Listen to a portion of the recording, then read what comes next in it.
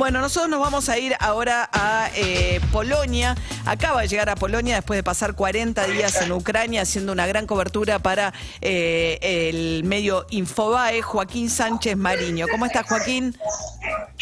¿Cómo estás, María? Un gusto saludarte y que se pueda hablar bien hoy. Tal cual. Problema de conexión por ahora. El otro día intentamos, cuando estaba todavía Joaquín en Kiev. Ahora estás ya en Polonia, Joaquín.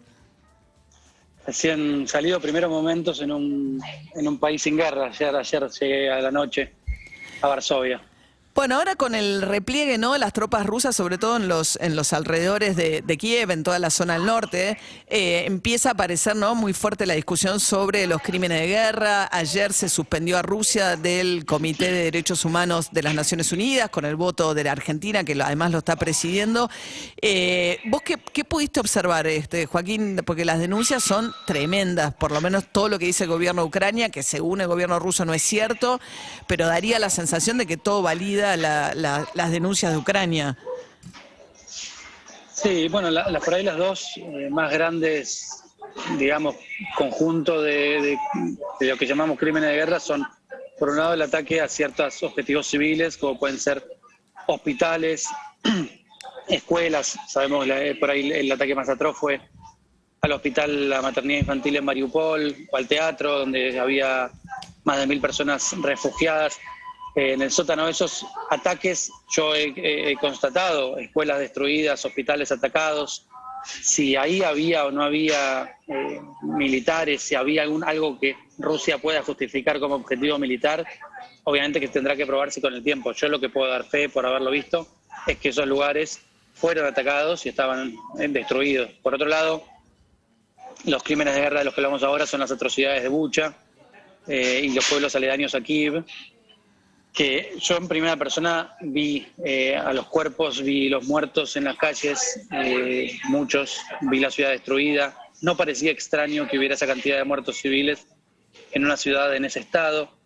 Ahora, si fue parte de una crueldad o de un operativo terror ruso o murieron de otro modo, todavía no lo sabemos. Ahí empiezan a ver, en su momento vos hablabas de las imágenes satelitales, de distintas reconstrucciones que empiezan a mostrar que sí, que en efecto fueron las tropas rusas los que mataron a estos civiles, ¿no? Yo no tengo dudas, pero a la hora de hablar de hechos, yo puedo decir que lo que no hay duda es que están los cuerpos ahí asesinados y masacrados, ¿no? Claro, fosas comunes, ¿no? De civiles que fueron masacrados. Hay denuncias incluso de que los utilizaban como escudos, que los sacaban de sus casas. O sea, incluso la guerra, ¿no? Que es un momento de que quizá la máxima crueldad de la que somos capaces como humanos, incluso la guerra tiene reglas, ¿no? Y un poco lo que está en discusión acá es que aún si los justificativos de Putin para atacar a Ucrania son discutibles o no, la guerra tiene sus reglas y aún dentro de las reglas de la propia guerra, Putin parece haber ido mucho más allá de las tropas rusas con las matanzas en Ucrania, ¿no? No sé, Joaquín, vos tenés experiencia también en cobertura de guerra. ¿Qué te dejó 40 días de estar en Ucrania haciendo esta cobertura para Infobae? Bueno, a mí mi impresión fue que, por supuesto que uno puede hablar de muchos motivos por los cuales Rusia invadió Ucrania.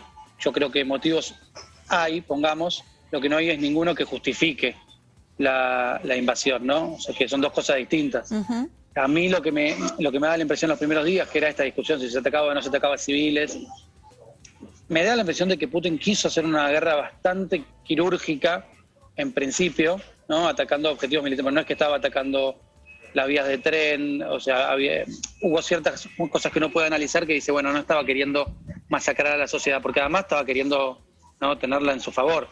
No obstante, creo que se le fue yendo de las manos y terminó siendo operaciones militares dentro de la operación militar que fueron completamente inadmisibles. Uh-huh. Obviamente que también, después de 40 días de guerra, a mí me es muy difícil hacer un análisis objetivo y desapasionado de los hechos, ¿no?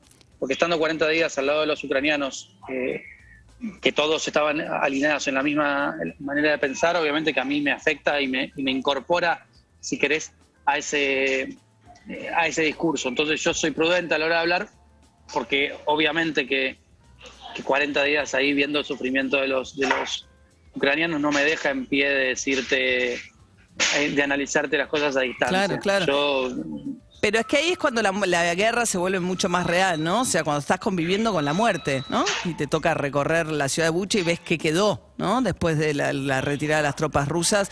Me imagino que eso te atraviesa de una manera que te no sé, debe ser muy difícil cubrir la guerra también, ¿no? ¿Qué contar, qué se elige contar de la guerra, ¿no, Joaquín?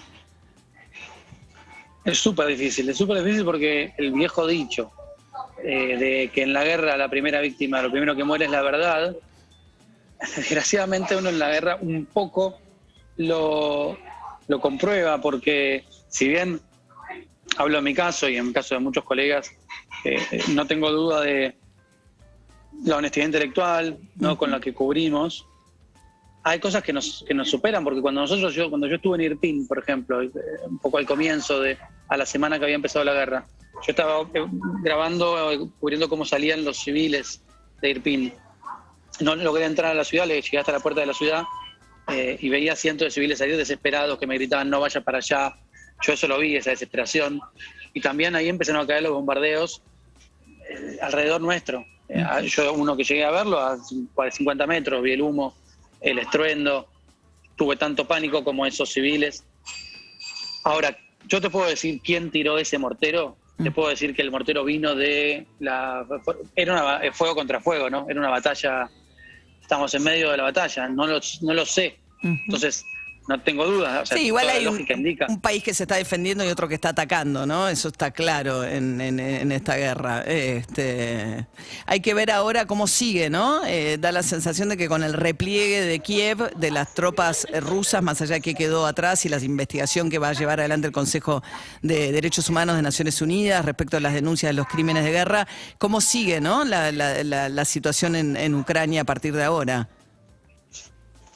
Bueno, hay que ver si estos acuerdos que todavía están en camino, ¿no? con Turquía y Francia como mediadores llegan a buen puerto. Se sabe que se está un poco avanzando, pero a mí me da la impresión y el miedo sobre todo de que la guerra se va a recostar sobre el este y sobre algo del sur y va a pasar, si no se acuerda fácil, lentamente al olvido como del que viene, del 2014 hasta hoy. Porque además coincide con la salida de muchos de los corresponsales. Yo salí ahora y salían conmigo, muchísimos quedan cada vez menos porque es cansador. Entonces es posible que ahora entre en una guerra más desapercibida, digamos. Claro. Bueno, Joaquín Sánchez Mariño, cronista, pasó 40 días allí en la guerra, enviado por Infobae, así que le agradecemos también a Infobae que nos haya permitido tener esta charla. Gracias, Joaquín. No, María, un beso grande a todos. Hasta luego. 9 minutos para las 8 de la mañana. Y vamos a charlar un poquito ahora en un cambio total de clima. Voy a cerrar esto. Argentina ayer finalmente, que preside el Consejo de Derechos Humanos de Naciones Unidas, votó a favor de condenar, en realidad suspender a Rusia al Comité de Derechos Humanos. Se abstuvo Bolsonaro, increíble, ¿no? Como la derecha también, ciertos aliados de derecha que tenía Vladimir Putin todavía, le mantienen cierta fidelidad política. De hecho, la abstención de Brasil fue muy llamativa. Se abstuvo también México. En México tiene una tradición de política exterior de abstenerse en estas cuestiones, pero fue muy raro lo de Brasil. Después votaron con Rusia en contra de esta resolución, por supuesto, los aliados de la región, ¿no? Nicaragua, Cuba y Venezuela y también Bolivia, ¿eh? El presidente de Bolivia, Luis Arce, que estaba ayer acá en la Argentina con Alberto Fernández anunciando que le va a vender más gas a la Argentina. Por suerte nos va a ahorrar plata si eso efectivamente se cumple, ¿no? Después le vamos a contar cuánta. Bueno, ahora sí vamos a charlar un poquito con Fabricio Ballarini, biólogo, investigador del CONICET. Nos gusta tener presente siempre también información del mundo de la ciencia. ¿Cómo va, Fabri? Buen día. ¿Cómo andas, María? ¿Cómo están todos? ¿Todo bien? Excelente.